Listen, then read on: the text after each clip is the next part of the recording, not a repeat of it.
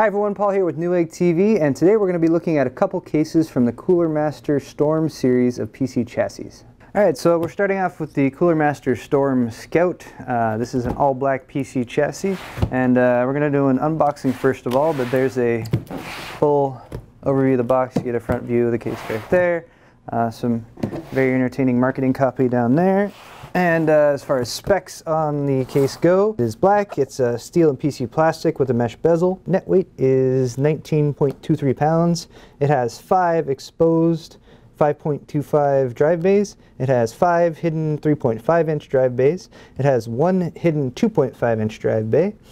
For cooling, it has a 140 millimeter red LED fan included on the front. Also fits a 120 there. Optional fans are 140 millimeter on the top, which can also fit a 120. On the side there's a transparent window that you can install a 120. You can install 2 120s in. And a 120 millimeter red LED fan is included on the back, and that can also accept a 90 or an 80 millimeter. Actually, I'm guessing there's another slot there for a 90 or an 80 millimeter. 4 USB 2.0 ports, eSATA, mic, HD audio on the front. Alright. Cooler Master Storm box is pretty adequate. Double corrugated cardboard, a couple styrofoam packaging inserts here at either end. Just pop those off. Alright, so our Scout instruction manual here gives pretty straightforward directions with guides. It's actually in 18 different languages for your basic installation and build of a PC. Alright, so let's take a look at the exterior of the Cooler Master Storm Scout. Up here on the top you will see a nice sturdy handle, which is actually pretty well weighted too. I'm guessing especially once you get some hardware in there. On the top here we can see our already mounted 140 millimeter fan. On the front here we have our front panel connectors. There's your power switch, you have an eSATA, front panel audio, reset. Actually, that could be an LED switch as well. Oh yeah, reset's right here. And then your 4 USB 2.0 ports. Anyway, here on the front is your 1, 2, 3, 4, 5 exposed 5 1/4 inch bays. You have your window panel on the side. Opposite side is pretty nondescript. There's a bit of a bow out there that gives you some extra room for cable management. On the back, you have your 120 millimeter exhaust fan. Input-output shield, 1, 2, 3, 4, 5, 6, 7 PCI bay slots right there, and power supply mounts at the bottom.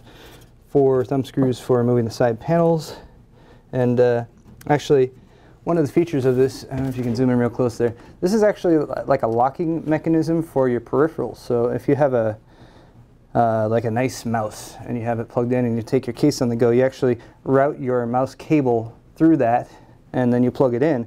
That way basically no one can just come and unplug your mouse and steal it. It's routed through that. You'd actually have to remove the side panel in order to get at your USB peripheral. So it's a nice little added feature. And let's remove the side panel and take a look inside. Okay, so here on your windowed side panel, and a couple more fan mounts right there, as mentioned on the box. And here's a look at your interior. It is nice. They give you a guide here for your motherboard tray that gives you micro ATX as well as ATX locations for installing your motherboard standoffs. Down here at the bottom where the power supply mounts, there is a grill. It does have a little screen on it to keep it dust filtered a bit. Your front panel connectors are right here. They're already routed down through your cable routing slot right there. Along the side of the motherboard tray right here you have cable tie-down points going up the entire length of the motherboard tray, so again, nice for cable management. And then up here in the front you have all your drive bays. So here are your 5 1/4 inch bays. Looks like they use a rail system for mounting your 3.5 inch drives.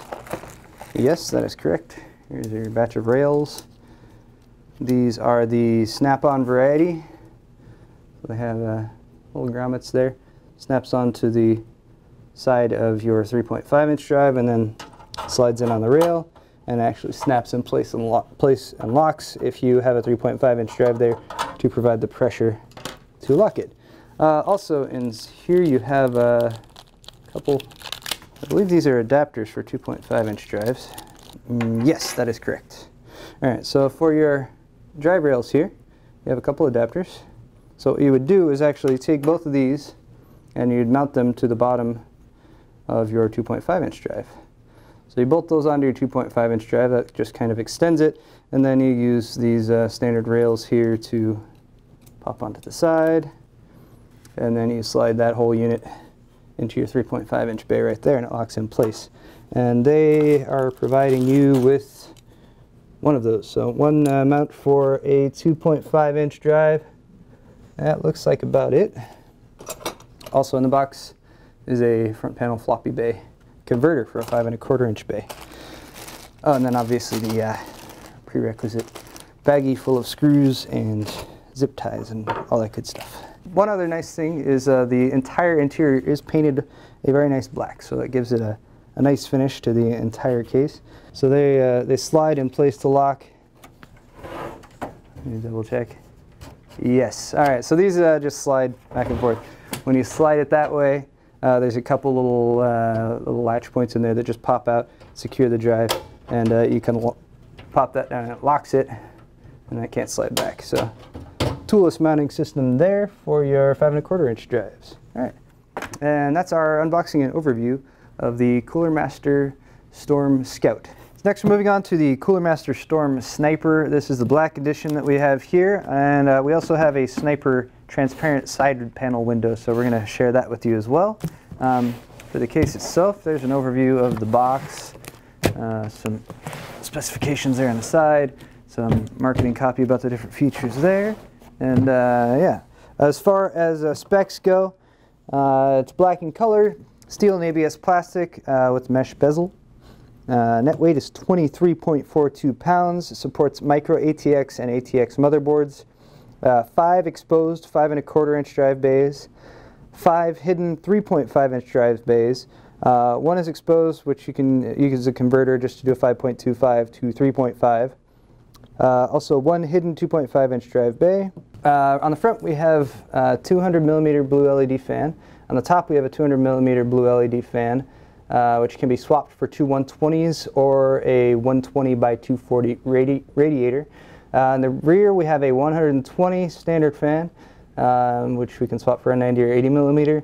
On the bottom we have support for a 140mm fan or a 120mm fan, and with a dust filter. It's optional. On the side also we have another 200mm, which can be swapped for two 120s. For expansion slots we have 7, one special, I'm guessing that might be the Storm Guard slot, and standard ATX power supply. Styrofoam packaging.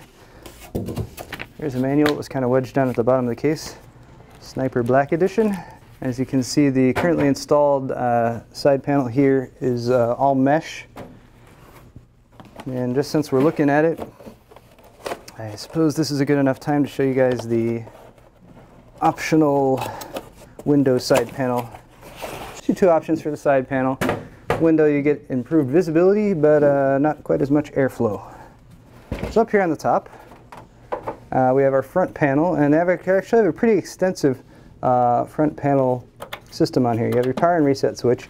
You have this knob, which is a fan controller, and I believe it also can control LEDs. You have 1, 2, 3, 4 USB 2.0 ports. You have a FireWire port, eSATA port, front panel audio, and your activity lights. The the top of the case, sort of designed, I believe this is made to be a handle for carrying. It is pretty sturdy. It's not just plastic, there's actually metal reinforcement that goes under there, so if you have it loaded down with stuff, you're not going to break the top of your case by lifting it that way. And there's a 200mm fan right up there at the top. For the back of the case, a couple water cooling grommets for routing your hoses. There's your 120mm fan on the back, input-output shield. There is all of your PCI bays slots, 1, 2, 3, 4, 5, 6, 7 of those. Over here on this side is the Storm Guard. This is called Storm Guard. What it is a PCI expansion bay and the little connector for it, it's made of a little bit more sturdy metal, and you're supposed to route your cable for like your peripherals, your mouse or keyboard through that. These actually pop out if you want to route a couple more hoses through there, and the power supply mount is at the bottom. The opposite side, pretty nondescript. It is bowed out to give you a little bit extra room for cable management. Finally, the bottom of the case has 4 feet. These are kind of rubberized on the bottom for vibration, and they actually pop out like that to give you added stability. So heads up for those of you who actually purchased this case, make sure you unplug this fan, otherwise you're going to yank out some cables because they have plugged it in. And for that fan controller that I mentioned, it's up here on the front, they're pretty specific about how you route these cables for all the fans. But there on the side panel is a 200mm fan already installed. The power supply mount down here at the bottom, so a couple foam strips on there to reduce the vibration a little bit. Here's an additional fan mount down there at the bottom. It's got it's one of those convenient little latch ones that just, you pop the fan in, you don't actually have to bolt it down if you don't want to. Here are all your front panel connectors. Pretty standard. You have your eSATA bracket, USB and FireWire. There's your front panel audio. A couple more fan connectors. Very nice touch. The entire interior of the case is painted black, which just gives it a really nice look, especially if you're going to use that transparent side window.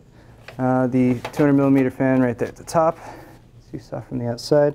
Motherboard has a nice big cutout for aftermarket cooling, and as you can see, several cable tie-down points all on the sides, as well as a nice gap there at the bottom for routing the cables from your power supply.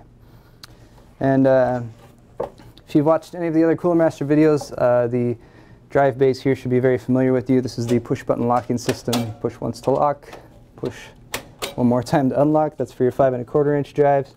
For your 3.5s, you have Cooler Master's tray system. Tray pops out like that. You can either bend it and snap on, or you can remove these little rubberized grommets. I find just snapping on and around the outside works pretty well. But once your drive's mounted in there, you face the connectors towards the back. So here's some, this is for 2.5 hard drives. They do have the screws all separated out, which is a nice touch. Motherboard mounting screws.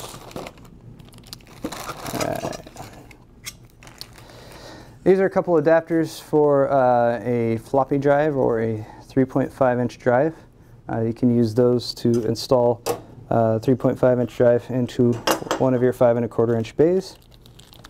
Also a couple adapters here. These are for a 2.5 inch drive, a notebook drive or a SSD. And these would work with this tray. You can see how that works. They pop into the sides like that. Drive sits on top and it bolts in from the bottom. So a little adapter so you can fit a SSD into one of your 3.5 inch bays.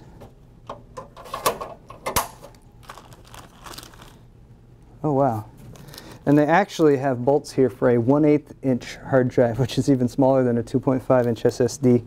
And then they give you a nice complement of zip ties for cable management. These little rubberized circular discs here, they are feet for the bottom. They're actually replacements for these fold-out feet that are already there. So you remove a bolt, pop that off. This has a little bit of adhesive on it, and then you can just stick that to the bottom. So that'll give you 4 stationary rubberized feet that you can use if you don't want to use these.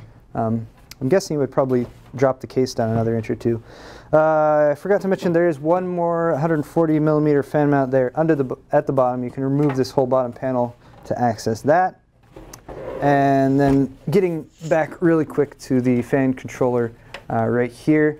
It's actually pretty basic. Once you've connected your fans to the controller, it's just you turn it right to make the fans faster, you turn it left to make the fans slower, and you can push that button to turn your fan LEDs on or off. Very nice to have that up at the front, especially if you have your case in your bedroom and you like to sleep at night without lights on. And that wraps it up for us today. Thanks everyone for watching. This has been our unboxing and overview of the Cooler Master Storm Scout over here and the Storm Sniper Black Edition over here.